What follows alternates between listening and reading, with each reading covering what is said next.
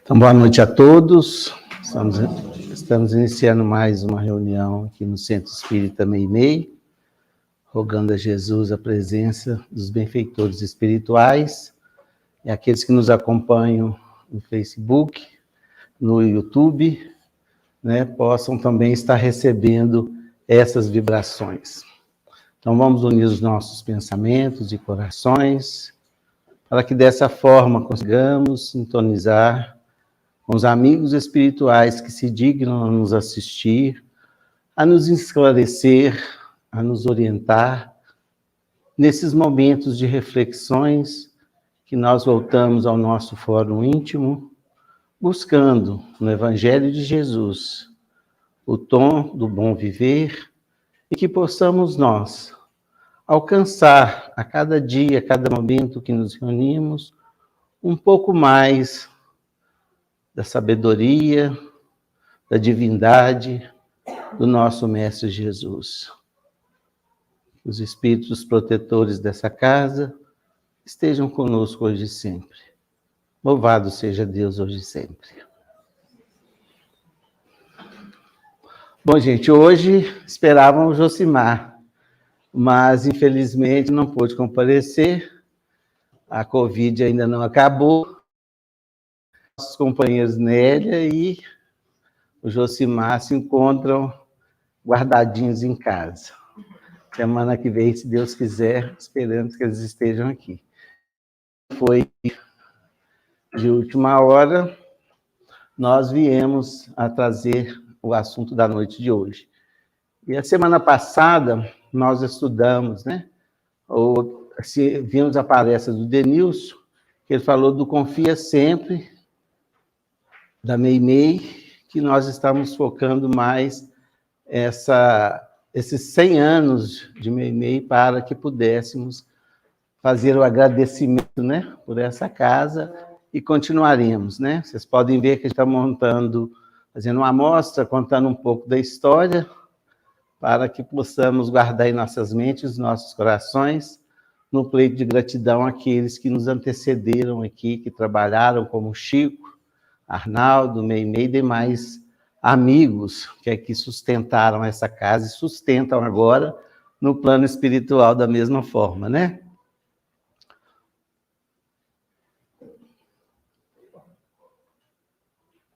Tem, mãe. Então procura o Denilson aí, que eu passei para ele hoje. Bom, gente, o nosso tema é confiança e fé, né? Que nós procuraremos trazer na noite de hoje, assim que possível, para a nossa reflexão. E o termo de fé, eu gosto sempre de falar que a fé é uma construção, né? E nós vamos construindo a nossa fé, e como vivemos num mundo de expiações e provas, ao longo da nossa existência, muitas das vezes nós temos que dar o nosso testemunho de fé, né? Para vencermos as nossas dificuldades, ou, acima de tudo, também aplicar as nossas provas, porque o mundo não é só de expiação, né? É expiações e provas. Então, muitas vezes nós confundimos, né, a prova com a expiação. A prova, a gente tem condições de adquirir uma estatura espiritual, né, mais firme, mais preparada. Então, por isso que a fé, nessa construção, a gente tem um esforço diário. Nós temos que buscar, de alguma forma, né, e trazendo isso para a nossa vida, para o nosso sentimento, para a nossa mente. E é justamente isso que o Evangelho de Jesus vem nos oferecer, né? Aquele ensinamento e o testemunho da fé. E também as grandes almas que nós reverenciamos, nós também admiramos muito, mas a gente vê o testemunho de fé. Porque aqueles que construíram coisas para a espiritualidade da humanidade tiveram que dar, antes de tudo, o próprio testemunho. O próprio dono do Evangelho, né, que é o nosso Mestre Jesus. Ele não se negou ao testemunho. E Paulo nos fala que a fé é a aposta antecipada do que não se vê e não se conhece. Olha que meditação que nos leva. Se eu não conheço, eu não vou ter fé.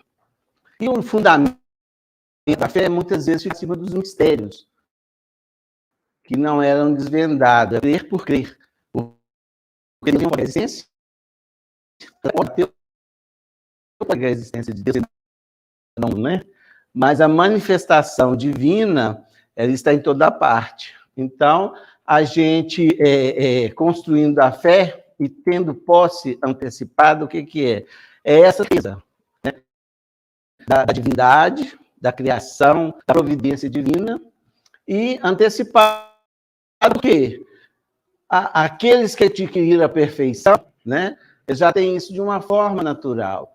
Nós ainda talvez não conseguimos concluir muitas coisas, né? Dentro do que a gente aprende, do que a gente testemunha, do que a gente vê. Mas crer é muito importante. Aí eu falo, quando a gente é antecipada, os Espíritos nos trazem muito testemunho para que possa antecipar. Vejamos a obra de Chico. Muitas coisas que estão na vida espiritual, né, que André Luiz ditou a Chico, muitas questões que Emmanuel, historicamente, nos revelou, agora que a ciência está dando testemunho. E nós já tínhamos posse antecipada disso. Porque nossa fé na comunicabilidade dos Espíritos nos permite, né, essa confiança estabelecida na obra de Kardec, na obra de Chico e demais espíritos que vêm a nos guiar, né, nos posse antecipada. Isso aqui é só para a gente ter um exemplo, né, do que é posse antecipada. E, à medida que o nosso intelectualidade, nosso sentimento cresce, nós nos penetrando com mais firmeza essa fé em Deus. Esse eu já falei. Ai. Bom, então, daí a crença dos dogmas particulares, que é construída de diferentes religiões, né? O sentido pode ser raciocinado ou cega, como Kardec nos coloca, né? A fé cega examina aceitando sem o controle falso verdadeiro. Se choca com a evidência da razão, levando ao excesso do uso do fanatismo. Então, a fé que Kardec nos traz, que o Evangelho de Jesus nos parece uma fé raciocinada, ou seja, fruto da observação, do conhecimento, da experiência, ela não pode ser nada desconhecido. E se a gente tem fé, aquela fé cega que se estabelece leis sem o entendimento por que essas leis, ou consequências dessas leis, se torna uma fé cega que leva ao fanatismo. Ou seja, ao extremo, como foi levado o próprio cristianismo, né? A Inquisição, enfim, com as cruzadas, que estabeleceram, no tema do Evangelho, posições adversas do que Jesus queria dizer. E a fé raciocinada, ela é progressiva, como é a evolução do homem, né? Ela vai sendo... a gente fala muito a questão da verdade. A verdade é uma só. Mas a percepção, a evolução da verdade é que nós fazemos. Cada um vai caminhando em direção a essa verdade, que ela é imutável. Mas o nosso entendimento, o nosso conhecimento, a nossa possibilidade, ela vai avançando. E assim que a gente cresce, a gente evolui, né? Então, isso que tudo que leva ao excesso parte para o fanatismo. Ah, tem espírita falando, pode ser, pouco estudo, porque não aplicou a metodologia da fé raciocinada. Não quer?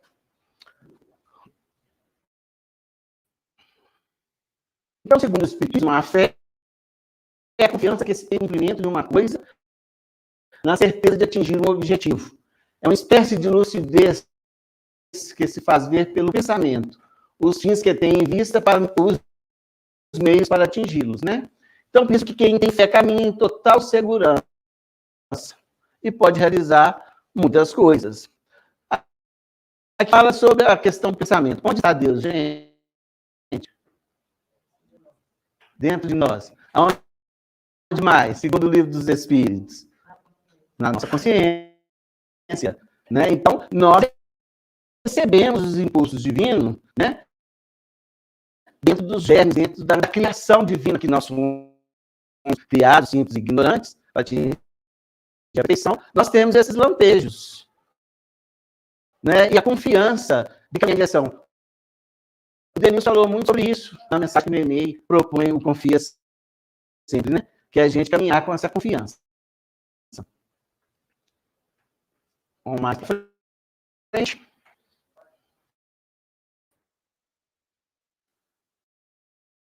Fé não procede, viu, Guilherme? Você deu aí. Não? Ah, tá, o evangelho. Eu vi sua capa lá.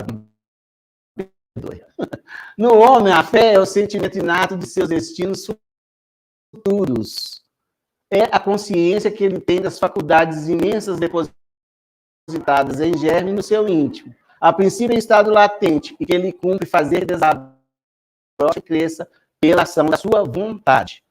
Olha que explicação que Kardec nos traz, né? Essa potencialidade que o Espírito tem, que é criada à imagem e semelhança do Pai, que faculta ele essa busca, esse caminhar. Então, quanto mais esperto as questões espirituais em mim, mais fé eu vou ter, mais direção eu vou ter para o quê? A certeza da vida futura. Porque muitas vezes nós queremos a fé para a vida material. Lógico que a gente tem que ter trabalho. A vida material é o trabalho. Que levar acesso também nos rouba um pouco de espiritualidade. Né, gente? Então, aqui quer dizer a ação da vontade. Então, é depositado. É por isso que cada um ele faz o seu curso, a sua formação da fé, a sua trajetória. Né? Vamos ver o que é a vontade segundo Emmanuel. Até horas que vai, Deus. Até que horas? Isso. Então, nós temos aqui a vontade, o capítulo do pensamento e vida do Emmanuel. Né? Ele fala que nós podemos dirigir, né, os nossos departamentos como uma empresa.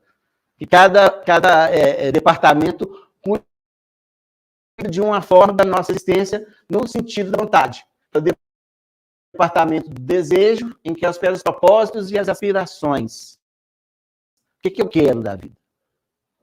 Né? A gente precisa ter planos. O departamento da inteligência, dilatando os patrimônios da evolução e da cultura.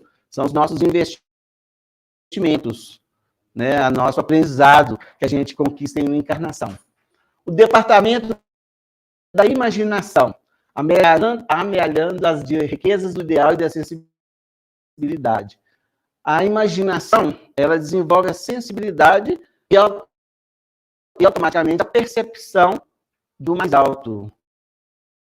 Aquilo que a gente não via, passa a ver.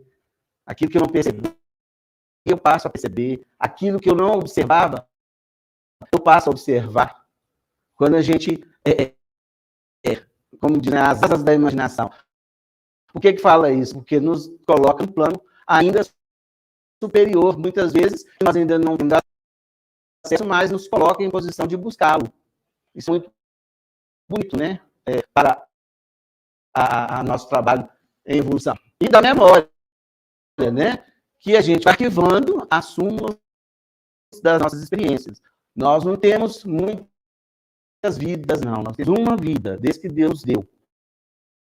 Nós temos várias existências, que são as encarnações. E nós somos o conjunto do todo. Nós não temos, né? Nós adquirimos personalidades diferentes quando reencarnamos, mas é tudo somando, consertando, adquirindo, né, mais valores. E desprezando, né, pelo menos a proposta, desprezando aqueles valores que nós tínhamos tão grandes, né, e depois a gente percebe que não vale nada. Chico tem uma frase dele que fala que a gente tem que pedir para morrer velho, viver muito, porque depois de certo ponto da vida, a gente começa a olhar para coisas que tinham tanta importância, a gente vê a insignificância daquilo.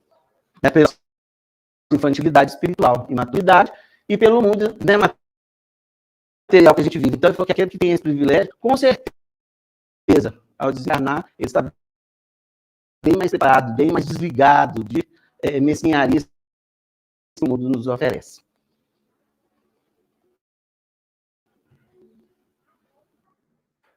E ele encerra essa empresa, aí ele fala, dos anos departamento,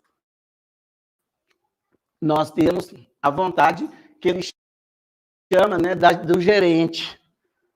Eu tenho todos esses departamentos que eu vou trabalhar de acordo com meus interesses. Então, aqui, isso que forma vontade. Né? Então, a gerência esclarecida e vigilante, governando todos os setores da ação mental. Orai e vigiai. Ou vigiai e orai. Para que nós tenhamos um bom gerenciamento das nossas ações, usando os nossos recursos espirituais de uma forma mais adequada com a proposta que nós recebemos de Jesus no seu Evangelho. Concordam? Então, Emmanuel é muito sábio a nos dar uma maneira da gente melhor, né, gerenciar os nossos impulsos, os nossos desejos, a nossa imaginação, porque a partir disso tudo é que nós vamos construindo o que somos. Mais um pouquinho.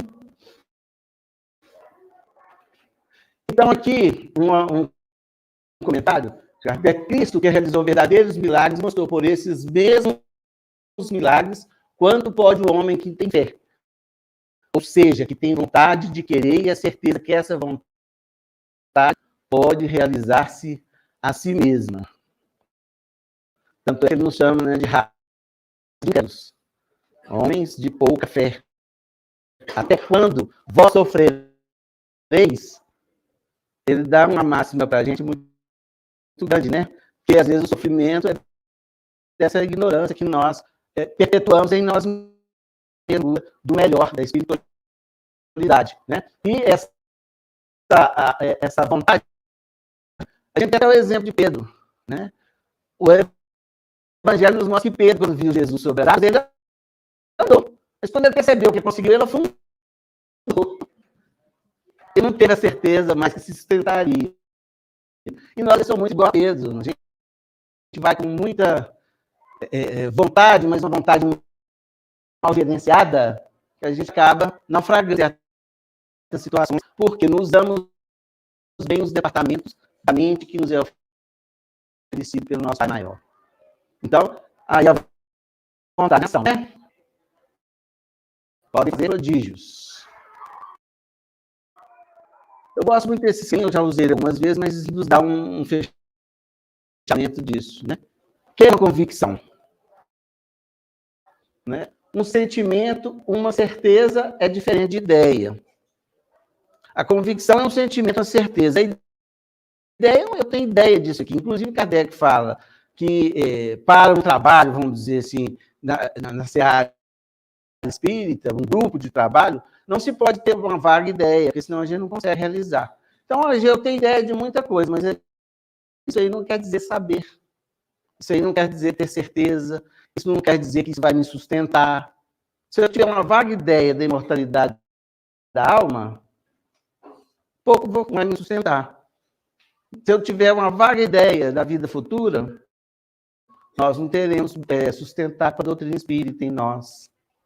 Então, a ideia, ela tem que virar um sentimento, uma certeza, para que a gente tenha a intenção da intencionalidade, que de você buscar aquilo. Aquilo não está na minha vida aleatoriamente, é um foco, é um caminho, é uma busca que eu tenho, como espírito, né, como filho de Deus.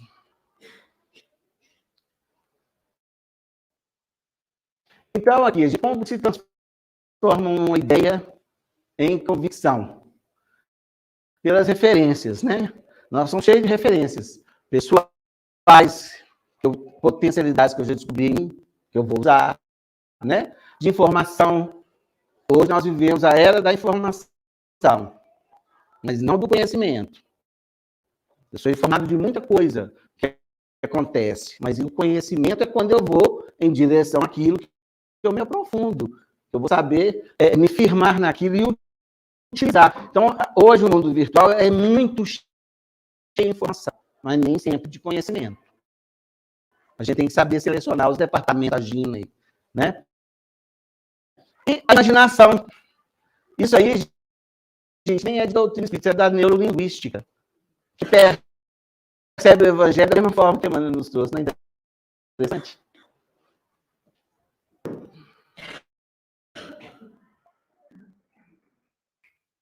E aí, gente, a convicção é uma coisa bem interessante, a questão do cérebro. E eu já, quando eu estudei a neurolinguística, a gente via muito isso. E como que os espíritos vão nos orientando, como que Kardec, Emmanuel nos fala a mesma coisa, né? Que é o quê? Aqui é fruto da fé da experiência, né? São cientistas que comprovam isso, são estudos feitos, né? O cérebro não é capaz de perceber a diferença entre algo que imaginamos de forma vivida e algo que experimentamos de fato. O processamento, né, mental disso, da nossa experiência, podemos assim dizer, do que nós vamos sentir, o cérebro não distingue, é um registro que fica. Se eu tenho uma imaginação bem vivida, aquilo fica registrado como uma realidade. Vocês já tiveram um sonho bom que você não queria acordar e fica pensando nele o dia inteiro, parecendo que você viveu aquilo? Uma verdade, que às vezes é uma verdade, às vezes, mas o cérebro ele não distingue isso. Isso aí só para nos dar uma ideia do que é que nós podemos imaginar. Como nós temos ideia para a condição, nós temos que experimentar, né, gente? Então, nós temos que começar, porque às vezes eu fico imaginando só coisa ruim. Me torna uma pessoa depressiva, me torna uma pessoa desanimada, me torna uma pessoa descrente, me torna uma pessoa sem fé na vida, sem fé no outro.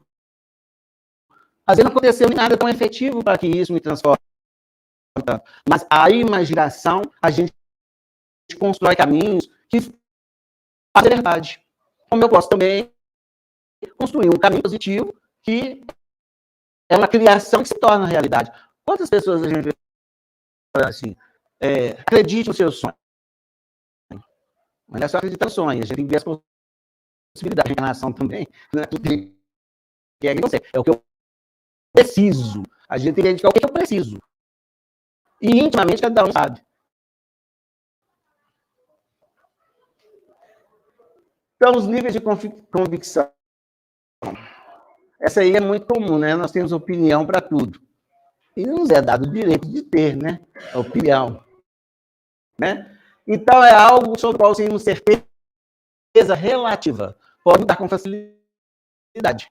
Que às vezes, até onde eu cheguei, eu tive essa opinião, essa visão. Quando eu encontro mais conhecimento, mais experiência, mais sentimento, mais compartilhamento, ela pode virar uma convicção. Né? Que é formada na base da experiência. Nos proporciona uma certeza absoluta, é um senso. Então, quando a pessoa é convicta de uma coisa, ela trabalhou para aquilo. Ela tem que ter referências fortes para acreditar. Agora, a crença, né, ela ofusca a convicção por causa da intensidade emocional que a pessoa vincula a ideia. Então, a convicção, às vezes, ela fica muito no campo do racional, né? E não traz as sensações, a vivência. Quando eu parto para uma vivência daquela convicção que eu tenho, é diferente. Vou dar um exemplo nosso aqui. O primeiro livro que eu li da doutrina espírita foi Nos Domínios da Mediunidade. Achei que fantástico. Achei possível. Mas era uma convicção. Depois da experiência de podem falar comigo, não existe isso, eu sei que existe. Eu levei uma crença. Por isso que nós abandonamos muita coisa, porque nós não conseguimos levar aquilo na questão de crença. Fica na convicção falha, sem adubo, sem referência, sem estudo, sem contato, a gente acaba perdendo. Antigamente, agora eu faço tempo. Por quê? Alguma coisa aconteceu. Quando leva de crença, né? Por isso que os nossos irmãos evangélicos vão começar a chamar de crente, porque ninguém arredava o pé. Né? religiões, a crença nas religiões, eu citei o irmão evangélico, porque depois passou o evangélico. Quem é mais velho que lembra que estava quente, né? E é verdade, porque tem convicção daquilo que está buscando. Então, nós temos que ter convicção das nossas buscas, né?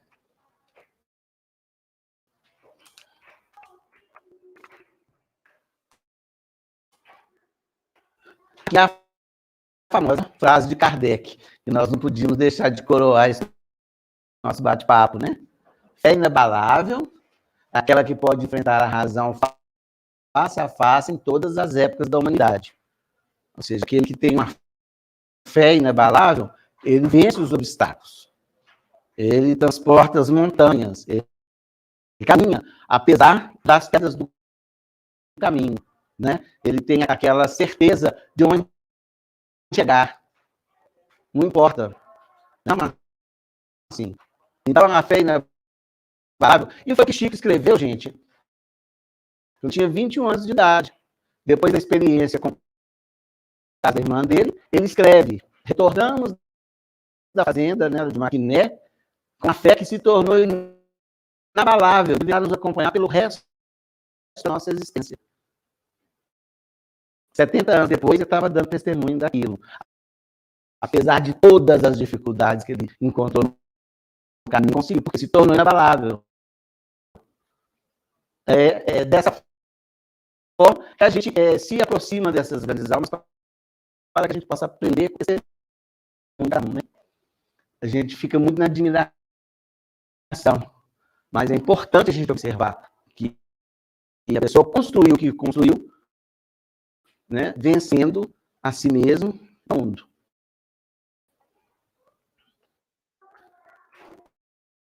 Esse aqui é de Paulo Romanos, de uma das epístolas de Paulo, que ele dá um estado disso tudo que eu falei. Pois eu tenho a certeza de que nada pode nos separar do amor de Deus. Nem a morte, nem a vida, nem os anjos, nem outras autoridades ou poderes celestiais, nem o presente, nem o futuro, nem o mundo lá de cima, nem o mundo lá de baixo, nem pode nos separar do amor de Deus, que é o nosso, por meio de Cristo Jesus, o nosso Senhor. Aqui Paulo reuniu tudo que poderia atrapalhar. Essa é uma fé inabalável também. Né? Nada poderia ser separado do amor de Deus. Depois que ele encontrou, ele deu uma fé contrária de Jesus. Depois que ele ficou convicto, ele foi o que ficou para levar a convicção dele a nível de crença. Quando ele escreve essas coisas aí. Ó. E foi até o fim da sua missão. Então, a fé é transformadora, né? A fé construir bases sólidas, né? Onde nada derruba, no sentido de que não da vaidade e do orgulho. O Evangelho nos traz a fé em nós mesmos e a fé em Deus. Então, a fé em Deus é que nos norteia, né? Que nos fortalece. O orgulhoso acha que pode tudo. E sempre, sem Deus, a gente não pode nada.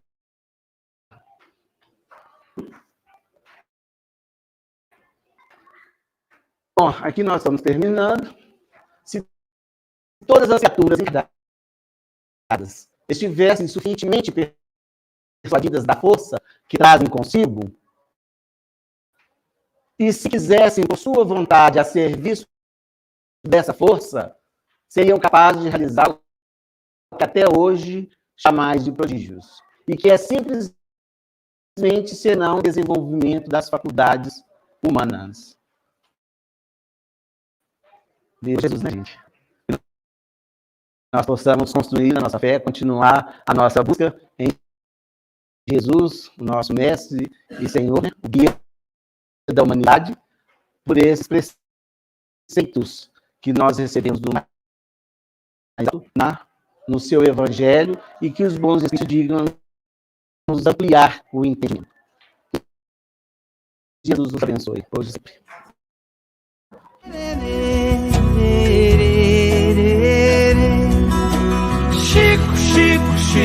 Chico Xavier. Chico, Chico, Chico, homem de fé. Chico, Chico, Chico, Chico Xavier.